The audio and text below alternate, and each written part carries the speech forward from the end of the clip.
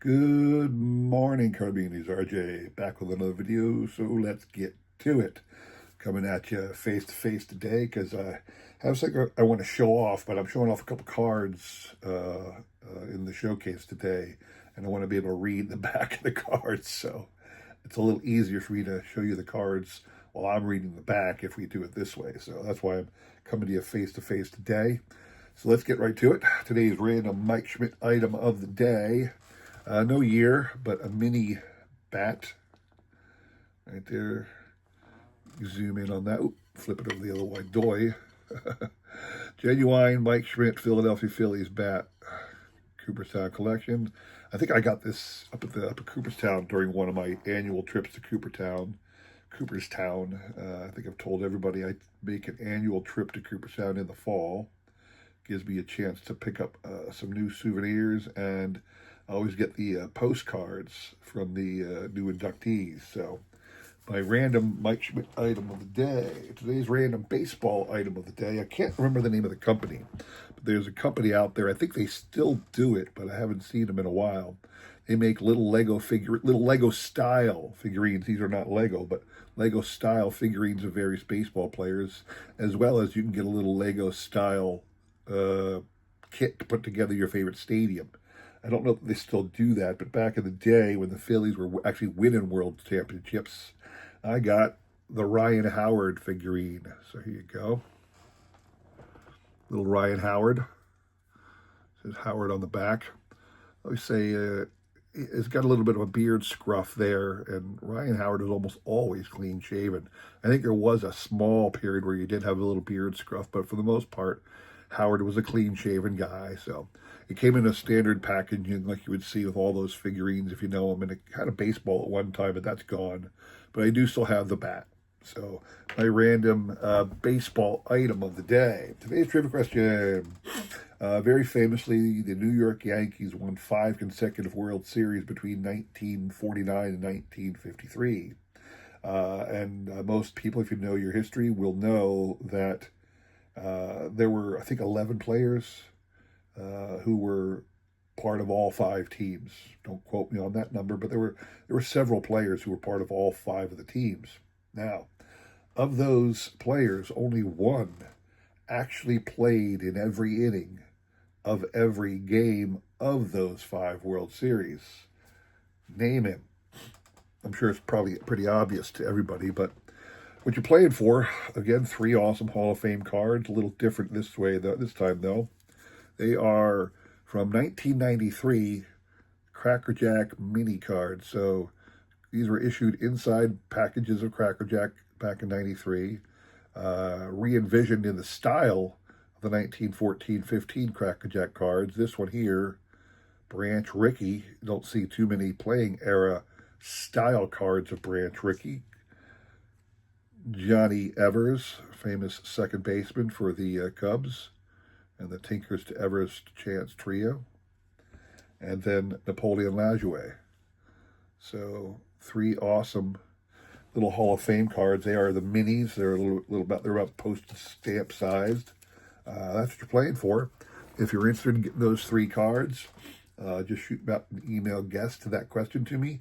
I'll include my email in the description below along with a repeat of that question, and you'll have today and tomorrow to answer, all right? We'll pick a winner on Sunday. Okay, so today what I want to show off is I just finished a book about Moonlight Graham. I don't have it in front of me. It was like Chasing Moonlight, it was called, and somebody took it upon themselves to actually do a book about the actual guy who was Moonlight Graham. And it was a lot of comparing his character in the movie and his character in the book, which are slightly different, as well as the actual man who was Moonlight Graham.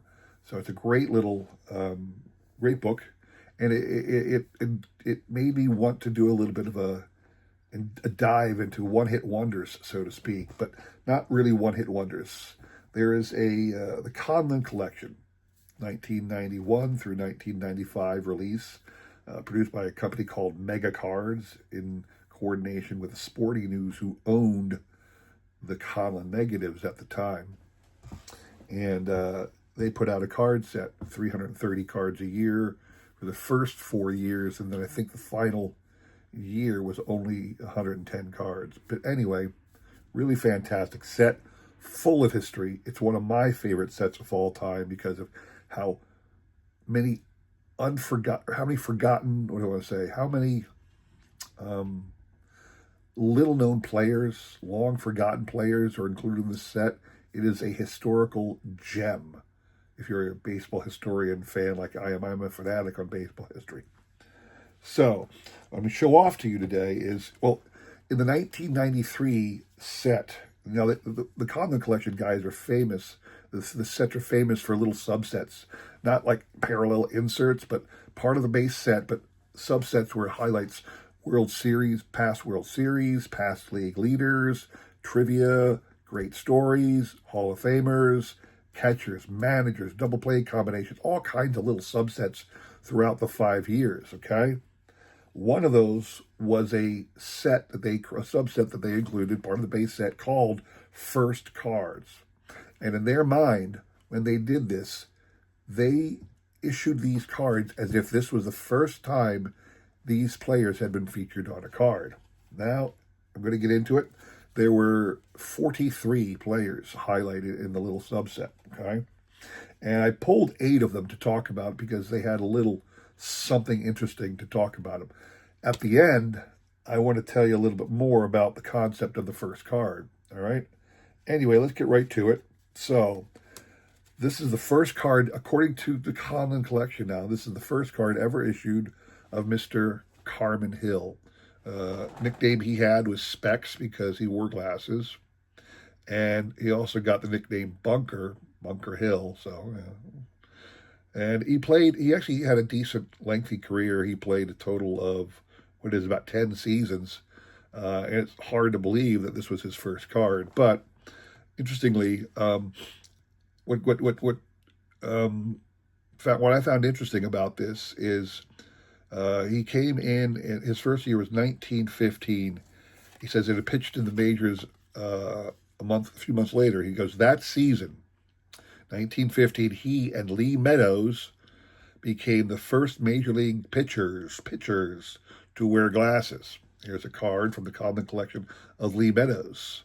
So you can see both of those guys wearing glasses. So 1915, these guys were the first ones to play with glasses. I thought that was kind of an interesting little tidbit on the life and career of Carmen Hill. And again, it says this was his first card ever issued. Got the first card moniker. That's how these subsets worked. So the first one, Carmen Hill. Second one I want to show off, which was a first card, and can this guy Conlon believe, or the people who issued the Conlon Collection, the people who from Megacards and the Sporting News. I'm not sure how much insight the Sporting News did other than lead the negatives, but Garland Buckeye. Now his name was Gob. Here's what it starts with. This is a very interesting little stat here.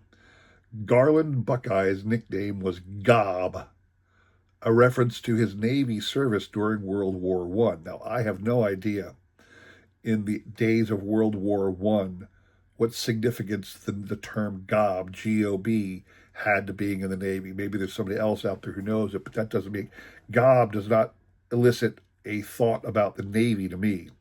It says he had other nicknames, such as Great Lakes Dreadnought, there you go, and Ponderosa, all referring to his weight. And it says, for though Buckeye always listed at, though Buckeye was always listed at 238 pounds, he later admitted that he never played at less than 250 and weighed as much as 270, making him one of the heavier major leaguers ever. And on the back of the Conlon Collection card, they got his weight listed at 260. I don't know if you can see it there, but so this was a big guy. Big guy. I just thought that was kind of funny. Garland Buckeye. All right. Next one. A guy named Chief Hogsett. Chief Hogsett had a lengthy career as well, about 8 or 9 seasons. And it said here, interestingly, he was not a Native American. Usually the word chief is associated with an Indian, but the reason he got the nickname is because it was his family nickname, because as a boy, there was a traveling salesman who came to the family farmstead, took a look at him, and swore he looked like an Indian. So that is how he got the nickname of Chief. I thought that was an interesting little thing. His actual name was Elon Chester Hogsett. Just saying. Another first card. This guy only played 3 seasons. George Turbeville. I thought this was kind of interesting. The status to why he got his nickname. Well, not nickname, but it really didn't have a nickname. But George Turbeville. George Turbeville enjoyed the rare distinction of being a native of a town named after his family.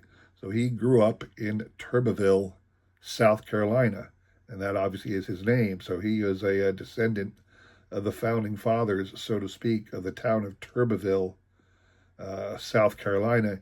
Also, interestingly, he was an ambidextrous pitcher. He could throw with either hand, it said, but he did primarily pitch left-handed. So George Turbeville, first card out of the Conlon Collection. Only got 8 of these to show you, so this is number 5. Johnny Niggling. Don't know how you get that one, but Johnny Niggling, like he was a knuckleball pitcher, and as most knuckleball pitchers, he found success later in his career.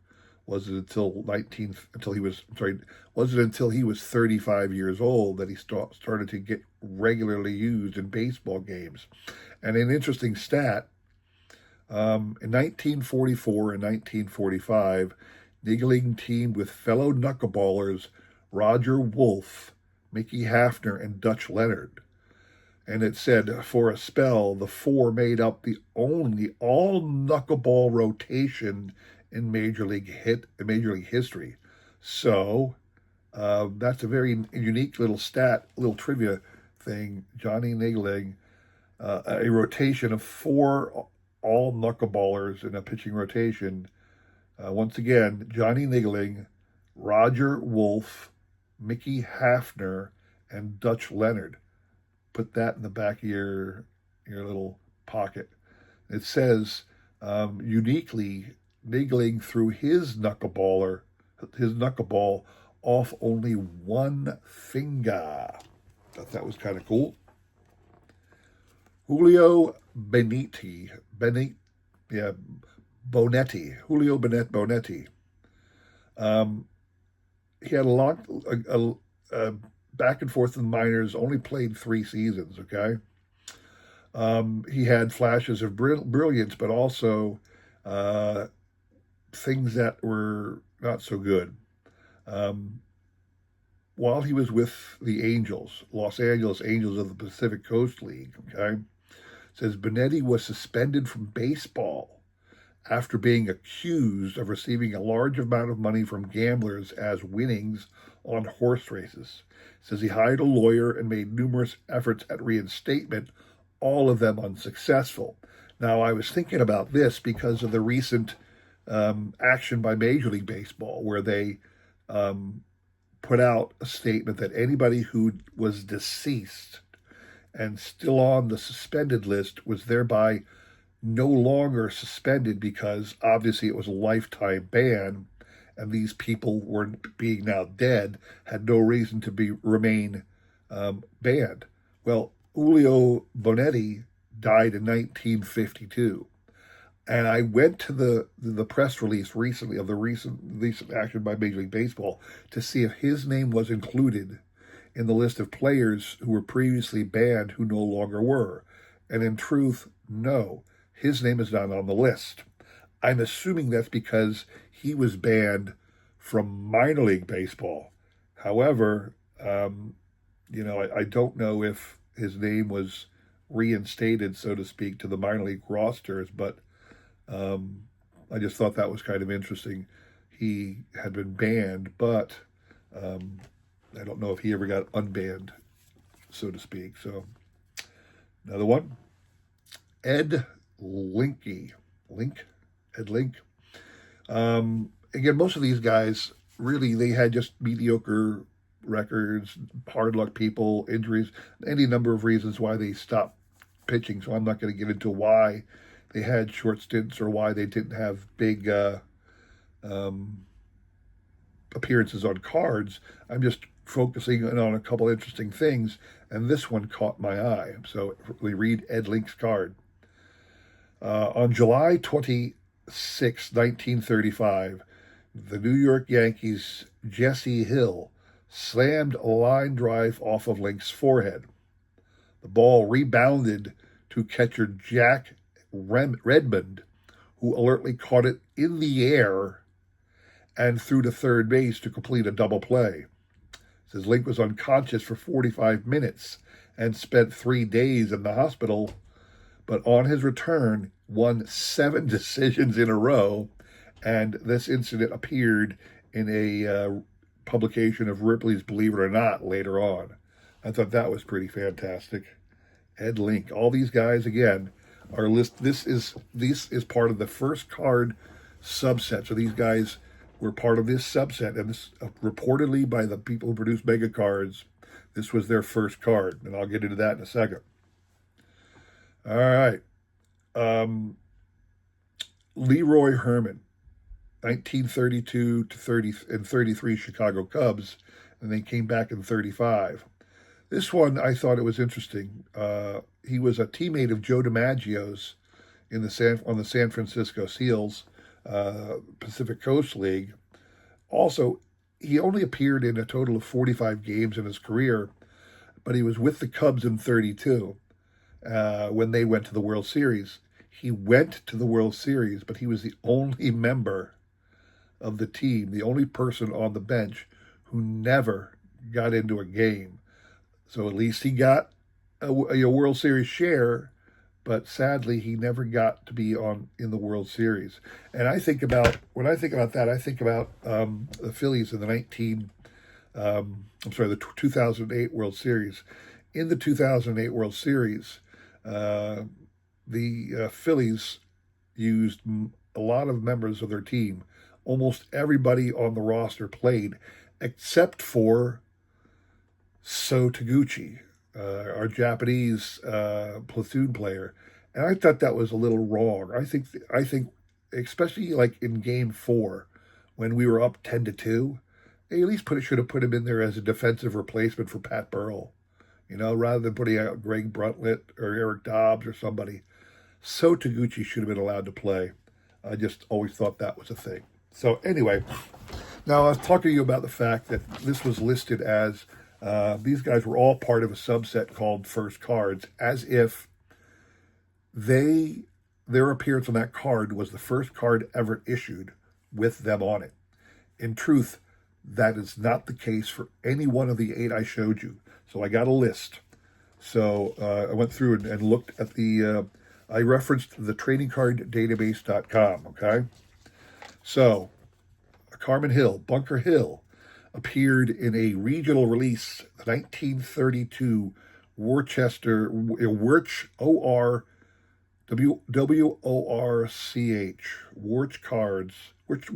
Cigars, as a member of the Minneapolis Millers. He appeared under the name Bunker Hill. So he did have a period release. Now I'm only going to list the period releases, so the releases from these players during their life, if there was one. Sometimes I found that there were reprint cards issued, but issued before the 1993 Conlon Collection card. So again, it would not have been their first card. Garland Buckeye appeared in the 1928 Star Player Candy release. There's Chief Hogsett. Chief Hogsett, this guy had a lot of cards. There were no less than 5 playing era cards issued of him, and no less than 8 reprint cards issued prior to this card being released. So that's one where they really got it wrong, the guys from Megacards. George Turbeville he appeared in the 1938 Signal gasoline release of the Pacific Coast Oakland Oaks team, the Signal gasoline. Where's Johnny? Johnny Niggling, here he is.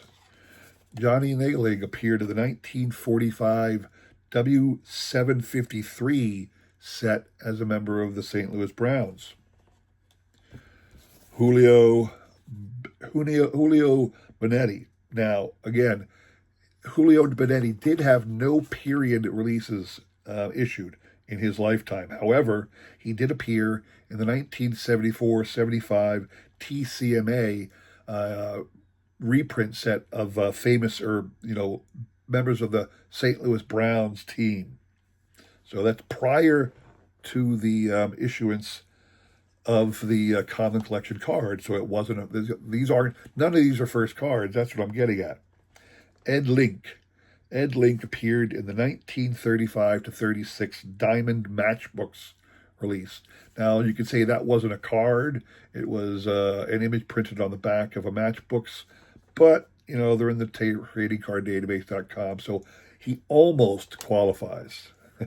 And lastly, Leroy Herman. Leroy Herman appeared in 7 different playing era sets and 1 reprint set prior to appearing on this first card. So all 8 of these guys actually appeared elsewhere. Now, I did do another dive. I did take some time to go through all 43 cards, all 43.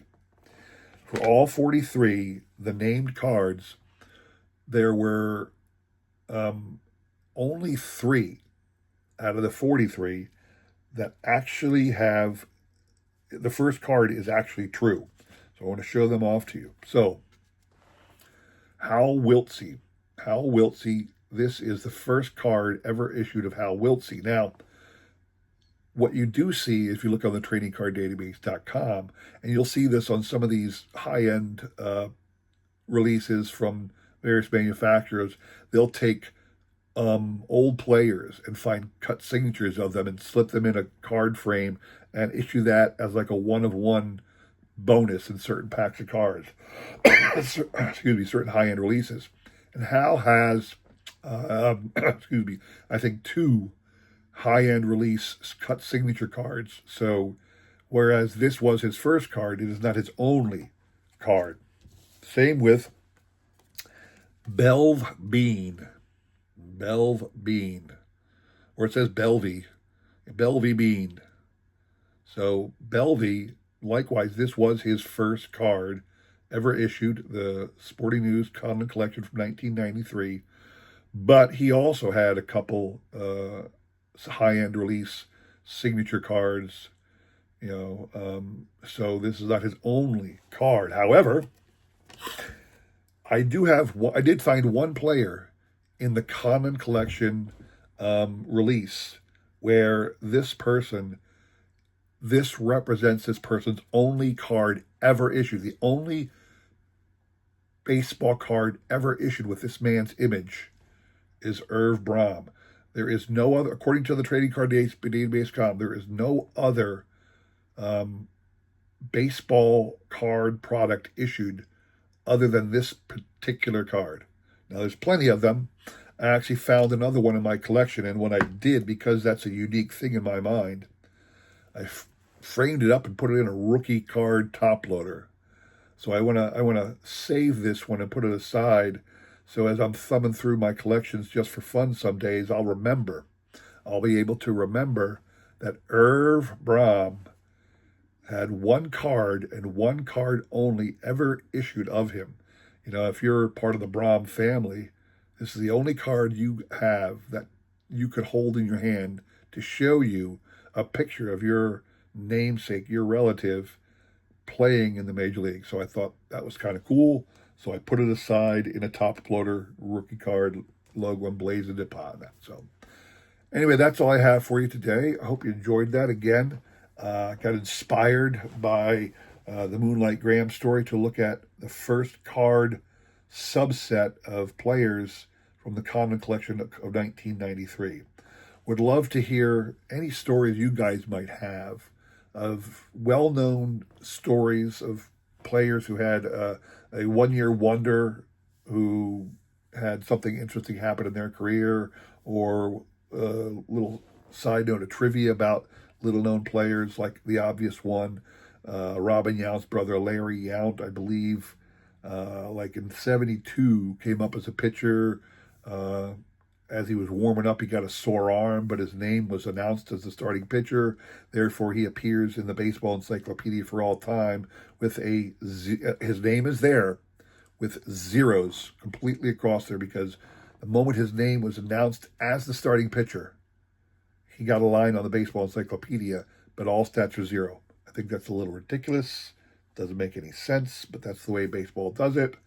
That's one example, but I would love to hear stories from anybody else out there who's a great one-year wonder, first card story, guy who has one card and one card only. Would love to hear anybody else who has a great story, all right? Because I love my stories. Anyway, that's all I have for you today. We'll have more great stuff to show on Wednesday and Friday, and again, the trivia on Sunday. I will say this, my trivia recap on Sunday might be a little late. I'll be traveling that day, so I might release it on Monday. Just saying. All right? Anyway, have a great rest of your week, and take care.